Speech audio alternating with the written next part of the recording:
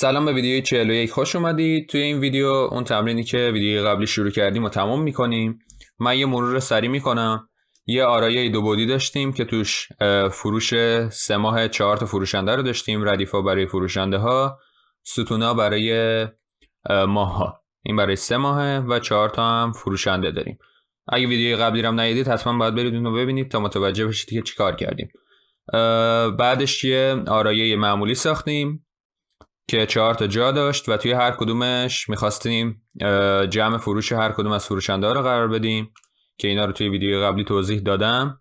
و اینجا 2 تا فور لوپ ساختیم، 2 تا فور لوپ که یکیش داخل یکی دیگه بود و گفتیم که جمع فروشی که داشتیم و وردار قرار بده داخل فروش 3 ماه. پس الان جمع فروشمون رو داریم. من به وسیله یه فور لوپ دیگه الان مقداری که داخل این آرایه فروش 3 ماه هست و نمایش میدم که ببینیم. میگم فروش 3 ماه dot length و i++ و اینجا میگم system.out.println فروش 3 ماه i. خب و اینجا که الان رانش بکنم ببینید این الان آرایه‌ایه که الان داریم و اگه خودمون ببینیم میبینیم که اولیه از همشون بیشتره، 1170، ولی خب میخوایم کامپیوتر متوجه بشه. همچنین که اگه مثلا آرایمون 100 تا فروشنده داشت به جای 4 تا، اون موقع خیلی سخت‌تر میشد که خودمون بخوایم با چشم ببینیمش. خیلی راحت‌تره که کامپیوتر برامون تشخیصش بده. مثلا این کارو میکنیم. الان اینو دیگه لازم ندارم، فقط میخواستم اینو اینجا داشته باشم که راحت‌تر بتونم توضیح بدم. و الان کاری که میخوایم بکنیم اینه که مشخص کنیم که ماکسیمومی که توی این فروش 3 ماه هست چیه، عددی که از همه بیشتره که خودمون الان دیدیم جایگاه 0، ایندکس 0 و عددش هم هست 1170. اینو من واز میذارم و اینجا پس 2 تا متغیر میسازم. میگم int max مساوی 0 که میخوام حد اکثر عددی که داریم رو توی ذخیره کنم و int index مساوی 0. خب و کاری که این میکنه ماکسیموم که گفتم حد اکثر عددی که داشتیم که توی این لیست ما 1170 و ایندکس هم ایندکسش رو الان ایندکس اولیه 0، دومی 1، 2 و 3. خب ایندکسش هم میخوایم ذخیره کنیم که بعداً روی صفحه نمایشش بدیم. کاری که اینجا میکنم میگم اگر فروش 3 ماه توی جایگاه i بزرگتر از ماکسیموممون بود، خب بگو ماکسیموم مساویه با فروش 3 ماه i و ایندکس هم مساویه با i.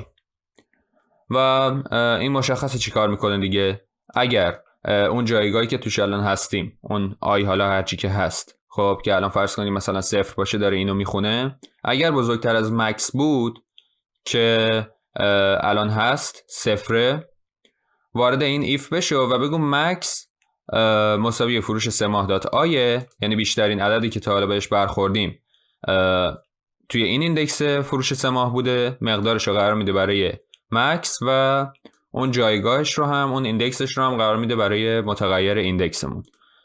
و آخر سر الان اگه این من روی صفحه نمایش بدم مکسو، میبینیم که عددش رو درست پیدا کرده. ببینید عددش رو پیدا کرده و ایندکس هم نباید عوض شده باشه، باید 0 مونده باشه.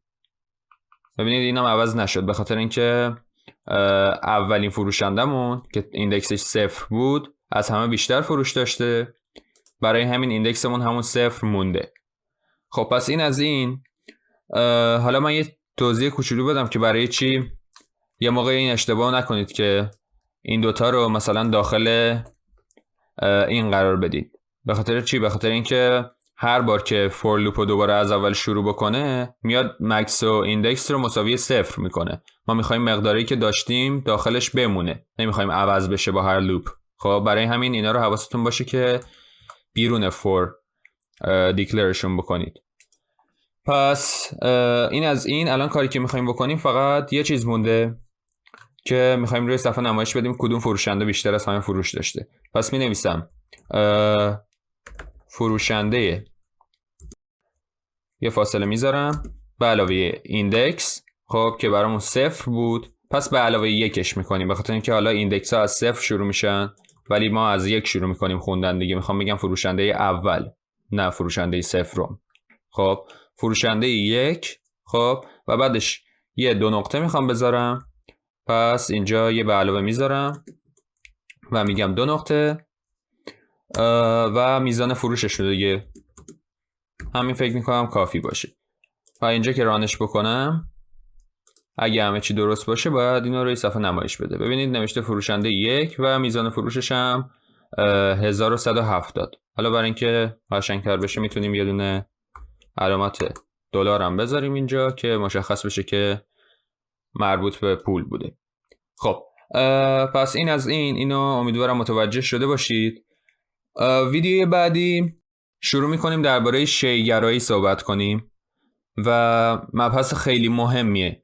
من به احتمال زیاد ویدیوی بعدی که میسازم کد توش نمی نویسم و فقط شیگرایی رو توضیح میدم و خیلی هم باید بهش دقت بکنید، به خاطر اینکه کلا نوعی که کد می نویسیم عوض میشه داخل اون. پس این از این و تا ویدیوی بعد.